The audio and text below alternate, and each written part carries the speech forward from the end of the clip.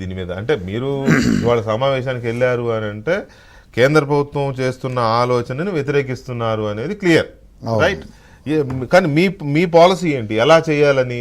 నిజంగా కేంద్ర ప్రభుత్వం బుల్డోజ్ చేసుకుని వెళ్ళిపోతుంది, దక్షిణాదికి సీట్లు తగ్గిపోతాయి అని నమ్ముతోందా బీఆర్ఎస్ బలంగా? అంటే గతంలో ఉన్న ఎక్సర్సైజ్ని పాపులేషన్ బేస్డ్గా చేస్తే అట్లనే జరుగుతుంది, దానిలో ఏం సందేహం లేదు. గతంలో ఈ ప్రయత్నాలన్నీ కూడా అందుకే కదా, 71 ప్రకారం చేస్తే అట్లే జరుగుతుంది. ఇప్పుడు పోయిన 10 yearsలో many issues pertaining to bills passage అనుకోండి, వాటి ఎట్లా అడాప్ట్ చేసుకున్నారో చూస్తే అది అట్లనే తెలుస్తుంది. కాబట్టి ముందే ఒక ఎక్సర్సైజ్ అనేది దక్షిణాది రాష్ట్రాలు మొదలుపెట్టినాయి. దక్షిణాది రాష్ట్రాలు అనగానే దాన్ని ఏదో సౌత్ నార్త్ డివైడ్ లాగా తీసుకోవాల్సిన అక్కర్లేదు.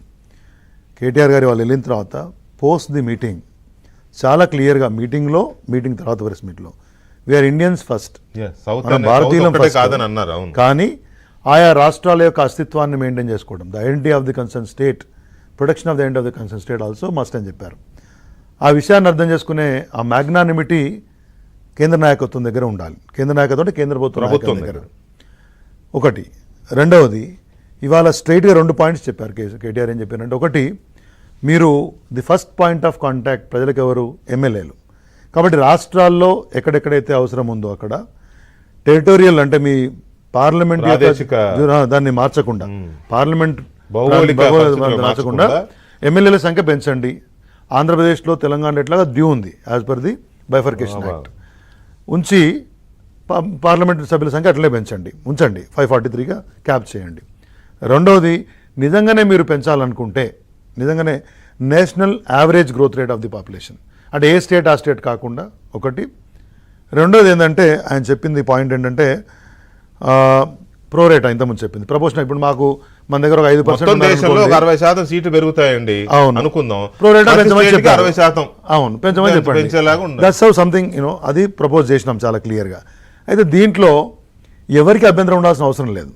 నేను ఇంతకుముందు మహేష్ మాట్లాడినా, గపూర్ గారు మాట్లాడినా, బండి సంజయ్ గారు ఇంకోళ్ళు మాట్లాడిన మాటలు నేను చూసినాను. కంప్లీట్లీ అరవింద్ గారు ఇర్రెస్పాన్సిబుల్ ఇన్ నేచర్. ఇది democratic country, this is not a డిక్టేటర్షిప్లో లేం మనం. ప్రజాస్వామ్య దేశంలో ఒక 4 chief ministers, Karnataka chief minister represent చేస్తే వాళ్ళు డిప్యూటీ చీఫ్ మినిస్టరు కేటీఆర్ గారు, అండ్ ఆయా పార్టీల యొక్క ప్రతినిధులు, పినరాయి విజయన్ చెప్పాను కదా, 4 పంజాబ్ నుంచి ఇలా అందరూ వచ్చే దగ్గర కూర్చొని ఒక ప్రధానమైన అంశం డిలిమిటేషన్ అనేది కేంద్ర ప్రభుత్వం చేపట్టింది, అది ప్రధానమని మీరు అనుకుంటే ఆ అంశం మీద ఆయా రాష్ట్రాల అభ్యంతరాలు తెలిపితే దొంగలు కూర్చున్నారని మాట్లాడడం అనేది థర్డ్ క్లాస్ బిహేవియర్. ఆ క్లాస్ అని కూడా తెలియదు నాకు, ఎందుకంటే you are a central minister. మీరు మాట్లాడేటప్పుడు డెమోక్రటిక్ స్పిరిట్ని గౌరవించకపోతే ఎట్లా? మీకు ఆ వ్యవహారం అర్థం చేసుకునే స్థాయి ఉంటే, ఆ మెచ్యూరిటీ ఉంటే చెప్పిన విషయాన్ని మాట్లాడండి. డీలిమిటేషన్ ఎక్సర్సైజ్ అనేది మంచిదా కాదా, అయితే ఈ రాష్ట్రాల యొక్క వాదన మంచిదా కాదా, లేకపోతే ఇంకేదైనా చేస్తారా? కానీ ఆ రెటారిక్ వాళ్ళు దొంగలు వీళ్ళు దొంగలు, ఆడ స్కామ్ అయింది ఇక్కడ స్కామ్ అయింది చెప్పాల్సి వస్తే చాలా ఉంటాయి. మామూలు వ్యక్తులు మాట్లాడడం వేరు. కేంద్ర హోంమంత్రిగా ఉన్నది ఇంటర్నల్ అఫైర్స్ మినిస్టర్ కదా, ఒక రకంగా చెప్పాలి, అంతర్గత వ్యవహారాల శాఖ మంత్రి. చాలా జాగ్రత్తగా రెస్పాండ్ చేస్తే మీకు గ్రేస్ పెరుగుతుంది.